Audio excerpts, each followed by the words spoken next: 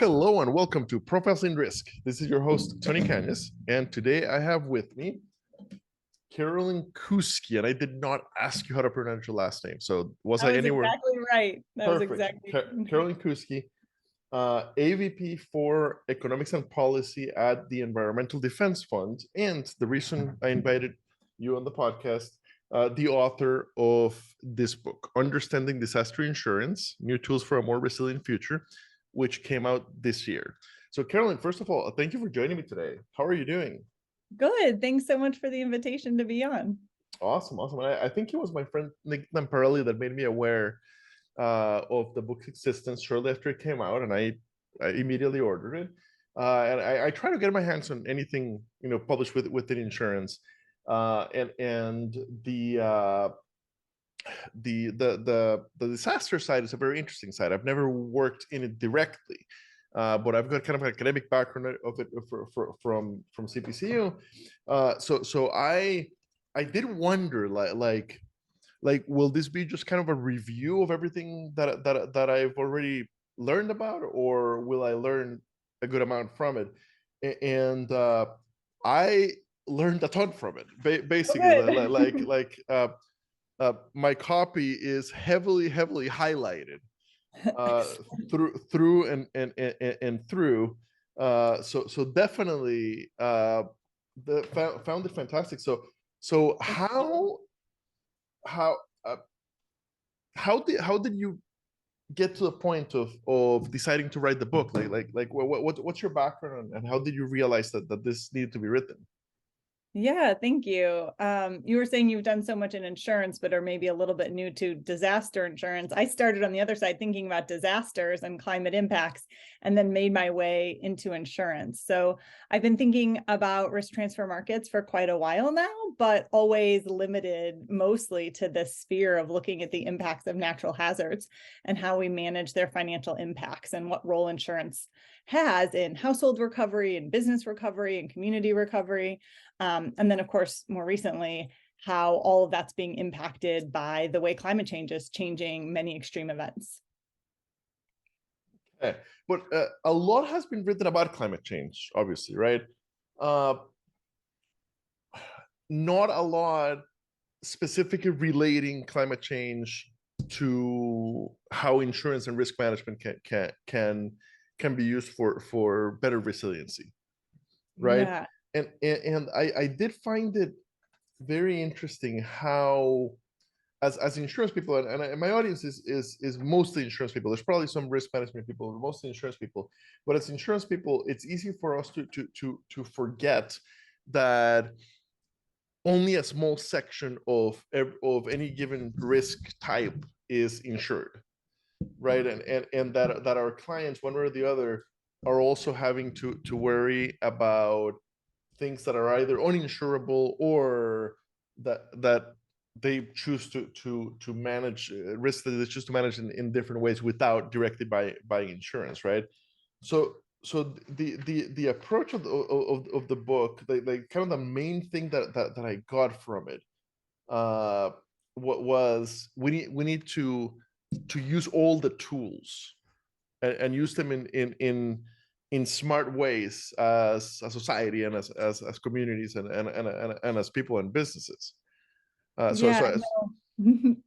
Yeah, that's exactly right. That's something I think about a lot. Before I moved over to the Environmental Defense Fund, I was at the University of Pennsylvania and I taught a risk management class. And I like to think and talk to my students about how there are these different aspects of risk management, right? There's understanding it, there's our risk assessment, there's how we communicate about it, risk awareness. Then there's also our investments in loss reduction and, trying to reduce the impacts of different types of risks. And then there's the risk transfer piece. And I think to be effective at managing a risk, you have to think about all three of those puzzle pieces and how they work together and can strengthen each other. So there's times, for example, in the book where I look at, how can risk transfer and insurance do a better job of supporting risk reduction, for example, and how can we link some of our education around insurance to also be about education about disaster risk and these types of things. Because I think having those conversations, just like you said, about how all these pieces fit together is really important. When I started in insurance about 12 and a half years ago, it's no secret that the industry is conservative. And when I started insurance, I remember working at a large carrier and kind of like asking, like, are we preparing, right? Being in meetings where they said things like, we've had 3 of the worst what's it called, catastrophe years in the last 50 years have been in the last 5 for us. So it's been a few tough years, but we think that things are getting better from here on. And I remember like asking, like, are we preparing in case this is the new normal? And the leadership being very uncomfortable with the idea. And then fast forward to a couple of years ago, just before COVID, at the CPCU annual meeting, uh, they had a speaker from NASA talking about climate change and how, hey, people, this is real, and this is something you have to prepare for. So, so from my perspective, the 12 years I've been around, it seems like insurance has come a long way to understanding that this is a reality, regardless of what politics tells them. I'm wondering what you're seeing. Are you seeing the insurance industry being much more friendly to make changes, to prepare for and to ameliorate the effects of climate change? Yeah, it's a good question. And I think there's kind of lots of different components and ways that the sector is intersecting with the climate challenge. On the one hand, I think some of the best, risk assessments and understandings about the link between climate and natural hazards come from folks in the insurance industry or with that kind of background. Some of the big global reinsurers, for example, have been way out ahead, leading on some of our understanding about these impacts and how they're changing, because they're comfortable with those types of models and approaches, right? And then when you think about kind of climate impacts, as disasters and certain types of weather-related extremes get worse, we're going to see growing economic losses, and that raises a lot of insurability questions. And here in the United States, we're starting to see that in many parts of the country about, as risks escalate, the costs of insurance are going to go up too, right? And at some point, it's more than people can afford, or the risk gets too high for insurers to be comfortable. And so we're seeing concerns about availability and affordability of coverage.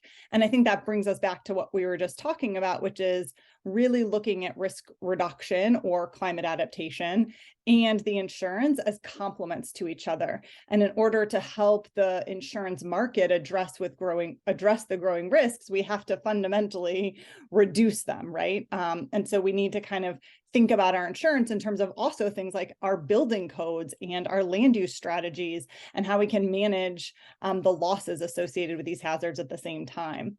I think those conversations are really natural and are arising more and more, and the links between insurance and our climate adaptation policies and investments make also a lot of business sense for the insurance sector, right? So I think that's advancing. The other part of the climate coin, though, is reducing our emissions.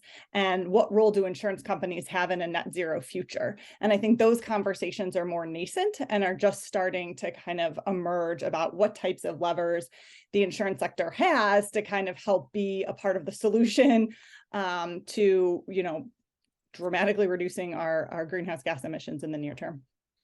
And we have at least 2 major levers. On one hand, if we don't underwrite it, it can't get built, right? And on the other hand, we sit on trillions of dollars of premium that get invested, right?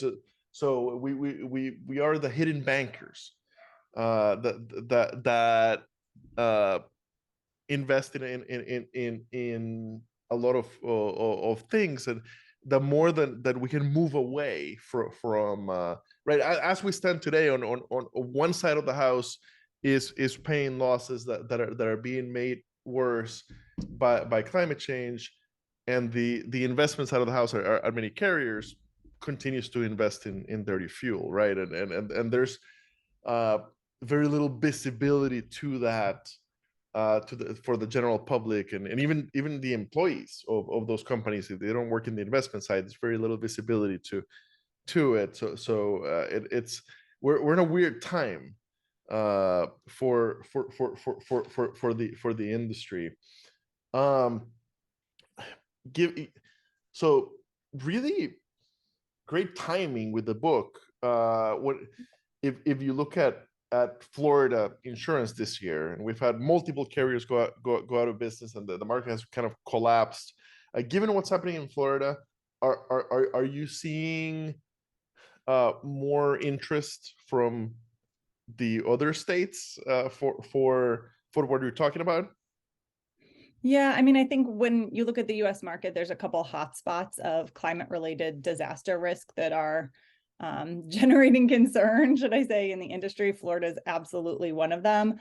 You know, and as I'm sure you know, Florida is a mix of not just these kind of climate-related impacts and what that means, but a whole host of other challenges with, you know, legal issues and lawsuits which are that they need to adjust. Yeah, which are not climate change related. They're just right. Yeah, but then legal you have two of them at problems. the same time, and yeah, exactly. But also, like, you know, Southern Louisiana, they've also seen insurers start, you know, several go bankrupt over the last couple of years. And then of course wildfire in California is another big hotspot where we're seeing some concern. And I think one interesting thing about disaster insurance as kind of a specific thing within the broader insurance sector is that there's such a public role in it. And so there's very few places in the world actually where you have a sort of robust, solely private disaster insurance market with a high degree of take-up rates, because disasters are challenging, right, for risk pooling, even before you put on climate pressures. And so we've seen governments intervene in these markets in a number of different ways. And in many countries around the world, there are even sort of fully public disaster insurance programs. And that's the case in the US too, right? So our flood insurance is a federal program. In states like Florida, they have state level programs that cover wind damage, you know, wind homeowners coverage or just wind coverage associated with hurricanes. You see those actually in every state in the US that's prone to hurricanes. And then in California, they have a state program called their FAIR Plan that's taking on wildfire risk. And so I think you're starting to see this trend in the US, whereas weather-related extremes worsen, we're seeing sort of an increased migration of risk from the private sector into the public sector. And so that raises these interesting public policy questions, right, about how we design these, how much of this risk should stay in the private sector, how much should come to the public sector. And when you're in the public sector program, you know, that puts a level of politics on things like pricing and so forth, which which aren't sort of part of the conversation when you just have a purely private market. Absolutely. I really enjoyed the analysis of the way different countries handle it. Because I'm very US focused, so it's great to see that. And you answer one question I've had for a long time, which is how come NFIP is severely in debt while CEA seems to do okay, right? And your analysis of how differently they were designed, even though they're both public programs, how CEA was designed to be actuarially based, while NFIP was not. It's fighting to get there now, but it'll never get out of that. So very, very interesting. And the reason I bring those two up is because it's not that I hadn't read a lot about both programs, but I hadn't had anybody bring it down to earth and really put them next to each other and like in plain English be like, this is why this one works, this one needs reform. So yeah, on that topic, I think an interesting thing that listeners in the insurance sector will appreciate, but I think is sometimes lost on non-insurance people thinking about these public sector programs, is, you know, there's a lot of conversation about, you know, like, is the NFIP subsidized, like directly subsidizing prices and that type of thing. But one is just looking at their, you know, solvency risk and how they're managing it. And the NFIP is only managing right now, I think, to a 1 in 20 event.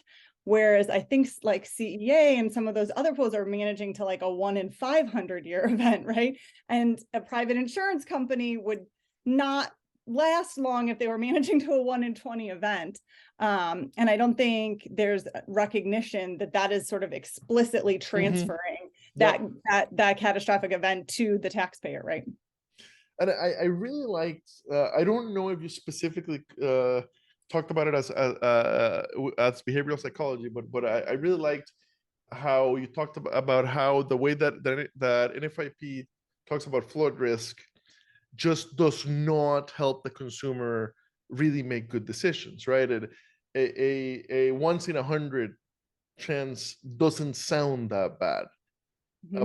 but a once in 100 chance, if it's gonna cost you to end up homeless, is gigantic, right? Like there's a real chance of it happening. It's not microscopic, and and your average homeowner, right, it's just not a good way to word it for and the biggest thing is you're shining a light on the fact that we need to word things in the way that regular people will be led into making better decisions.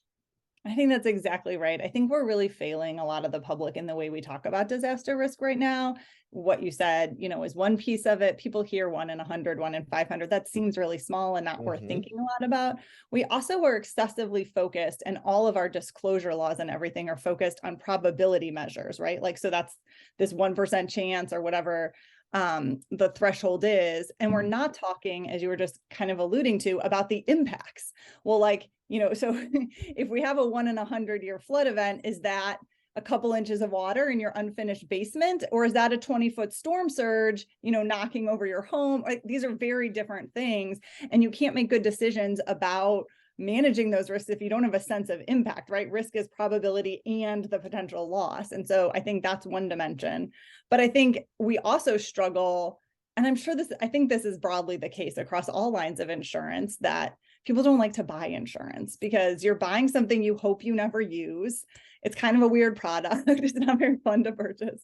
So I think you're sort of adding on these like challenges people have behaviorally in thinking about disasters with broader issues of sort of lack of insurance demand and people being overly optimistic and not wanting to think about bad things happening when it's a nice day out.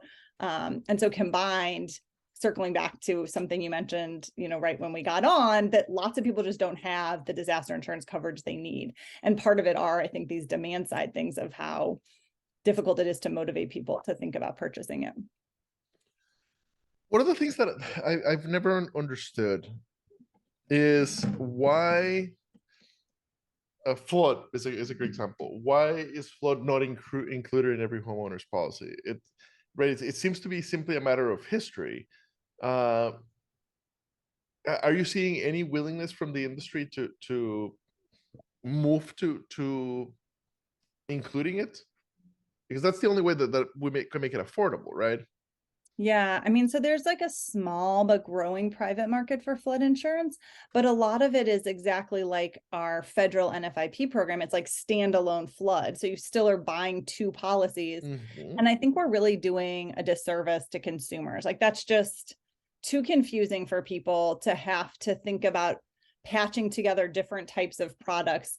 They want one comprehensive, right? They want to buy homeowners insurance and feel like they've protected their home against all potential risks. And it's also, as you said, much more expensive, and affordability is very much a challenge when it comes to disaster insurance. And so I do agree with you. I really think that a better model to work towards would be, and I think this is the case in places like France and Spain, where your standard homeowners policy covers all natural hazards too. And I think we also at the same time, so if this was like, I got to kind of dictate what the products would look like on the market, what I think would be helpful would be a sort of a homeowner's product that included all natural hazards, and also some sort of mandatory floor on what those coverages are, because we're also seeing in the US a lot of consumers being surprised once a loss happens that, oh, I had a sublimit for that peril. Oh, I had a high deductible for that peril. Oh, this type of thing was totally excluded. This kind of like sort of holes in their insurance coverage. And we know consumers don't do a good job of understanding those at the time of purchase. So I think you need to kind of make it easy for them. But of course, the risk then, no company wants to offer that, because they risk their solvency. I mean, like a big catastrophe comes through and they've provided full comprehensive coverage for it, right? That's really challenging and can't be offered at a price point people can pay for. So I think you put the government subsidy at the end, which is like protect the insurance companies against insolvency. And in exchange, they provide full coverage. We're a long way from that in the US, but I think that is sort of more similar to like I said, France and Spain. I think maybe New Zealand too. Okay, and then you talk about how parametric and how microinsurance can play into it, and chapter 11, inclusive insurance. I've got to say that as far as I have found, I believe you invented that term. I don't think I invented it. I saw it a few other places. Okay. But I think I am broadening the way I'm trying to use it. Okay. And a colleague and I at EDF have been thinking about this concept of inclusive insurance in much more detail recently. Because I think it's often globally used sometimes synonymously with microinsurance or kind of very particular things.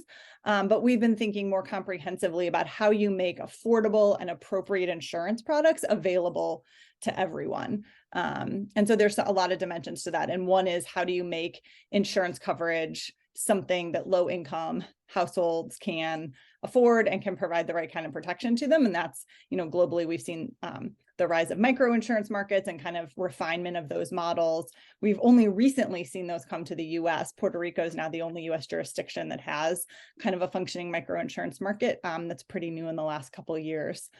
But there's other aspects too, right? Like we have some research looking at how households from hurricanes recovered financially. And there's just so many non-property losses and economic impacts that households face. And most of our insurance markets really fixated on those property losses. But parametrics is another tool where parametrics could come in to help with things like lost income or other types of non-property economic costs. Super interesting, the analysis of the numbers of the likelihood of recovery and how quickly people recover based on the coverage that they had. So that was super interesting. Interestingly, we never hear about it. In fact, like I'd love if as an industry we spend some of our marketing budget to talk about, hey, when a disaster does happen, those that had insurance recovered so much faster, recovered so much better, right? We really don't talk about it as an industry. We throw all of our marketing dollars behind funny commercials for the most part, right? Which drives me crazy. So no, there's a lot of really interesting, and you cover quite a breadth of different topics within the disaster insurance side. For the listeners, 180 pages. It's not a hard read, easily available on Amazon. I definitely learned a lot. So highly recommend anybody in our industry, and anybody who regulates our industry, but they're probably not in the space of my listeners. But anybody in our industry, definitely a worthy read, and easy to find on Amazon. And any closing words in what do you hope happens because of the book?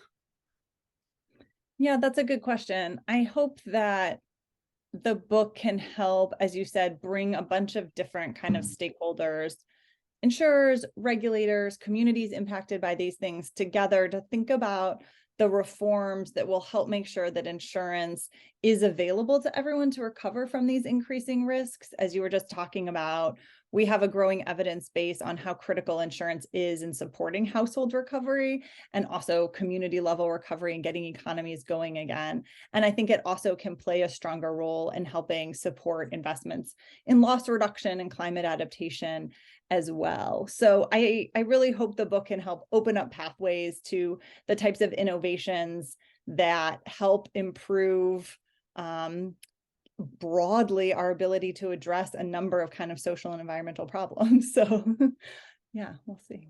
I agree completely. Thank you so much for writing it. Thank you for agreeing to come on the podcast. Very interesting stuff. Thank you for having me on. It was great to talk with you today. Thank you.